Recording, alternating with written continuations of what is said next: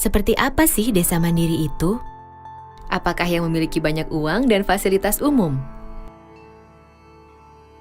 Seharusnya desa mandiri itu adalah desa yang bisa memenuhi kebutuhan akan sarana prasarana dasar dan bisa mensejahterakan masyarakatnya. Misalnya masyarakat membutuhkan jalan dan jembatan desa yang bagus, atau saluran irigasi yang bisa diandalkan sepanjang tahun.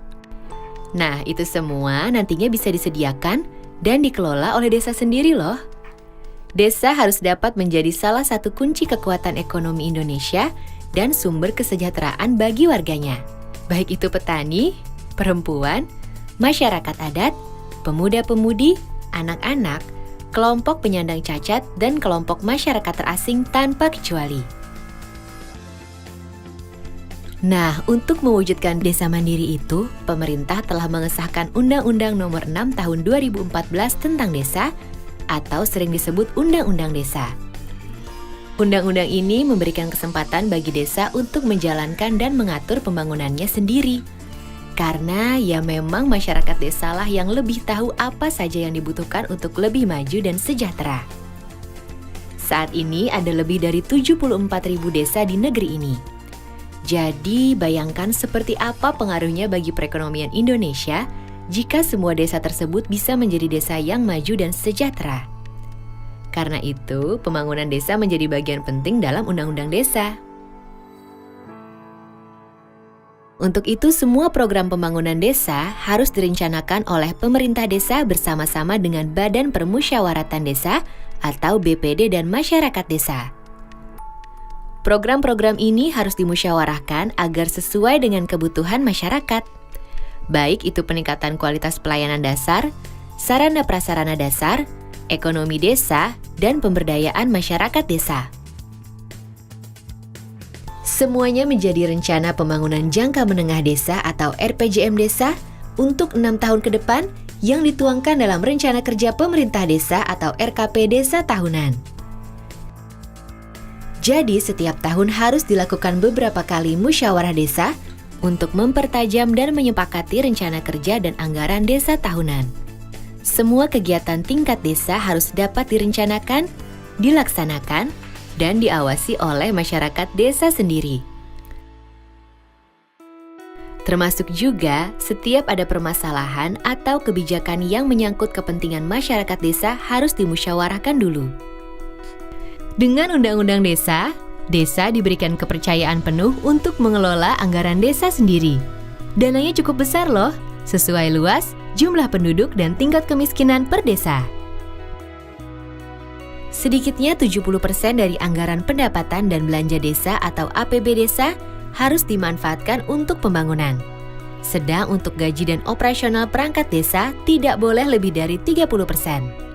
Untuk itu, setiap desa harus bisa membuat dan mengelola rencana APB desa secara transparan dan dapat dipertanggungjawabkan. Pemerintah desa harus menjalankan sistem informasi desa, termasuk laporan keuangan desa yang bisa dilihat dan dipantau oleh siapa saja. Sistem ini juga berguna untuk memberikan saluran bagi masyarakat untuk menyampaikan keluhan yang ditemukan dan perkembangan penyelesaian masalah. Selain itu, Undang-Undang Desa juga membuka kesempatan bagi masyarakat desa untuk mengelola sendiri seluruh aset yang ada di desa.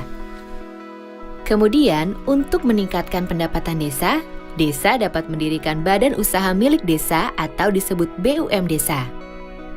Melalui BUM desa, masyarakat desa dapat meningkatkan sendiri kehidupan perekonomian perdesaan dan memanfaatkan hasilnya untuk kesejahteraan bersama. Salah satu semangat utama yang dibawa oleh Undang-Undang Desa adalah gotong royong. Bukan hanya antara masyarakat yang berada di satu desa saja, tapi juga dengan masyarakat yang ada di desa-desa tetangga.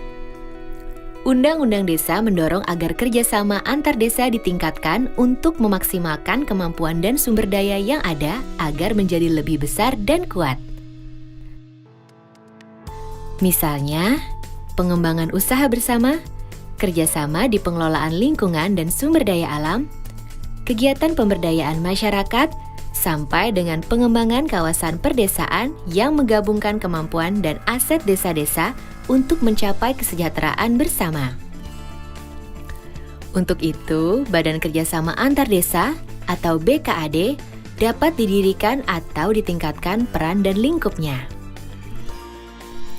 Di samping itu, Undang-Undang Desa juga menekankan pentingnya peran lembaga kemasyarakatan desa untuk membangkitkan partisipasi semua masyarakat desa. Lembaga kemasyarakatan desa berperan sebagai mitra pemerintah desa dalam mengelola semua kegiatan pembangunan dan pemberdayaan desa, serta penggunaan dana desa secara bersama-sama. Dalam pelaksanaan pembangunan, setiap desa akan didampingi oleh pendamping desa. Pendamping desa akan membantu memastikan kualitas pembangunan desa sesuai harapan, termasuk kualitas pemberdayaan manusianya.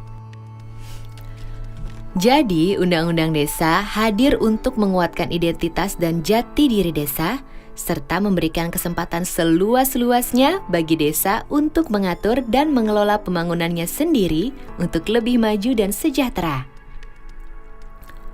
Dengan peran dan dukungan semua pihak sesuai bidangnya masing-masing, tentunya desa mandiri akan segera terwujud. Desa yang menjadi sumber hidup dan kesejahteraan bagi masyarakatnya, desa yang menjaga martabat dan kearifannya, desa yang menjaga lingkungan, budaya dan nilai-nilai tradisionalnya, serta desa yang dibangun dan dijaga secara mandiri dan gotong royong bersama oleh seluruh masyarakatnya. Jadi, ayo kita semua bersama-sama dukung Undang-Undang Desa.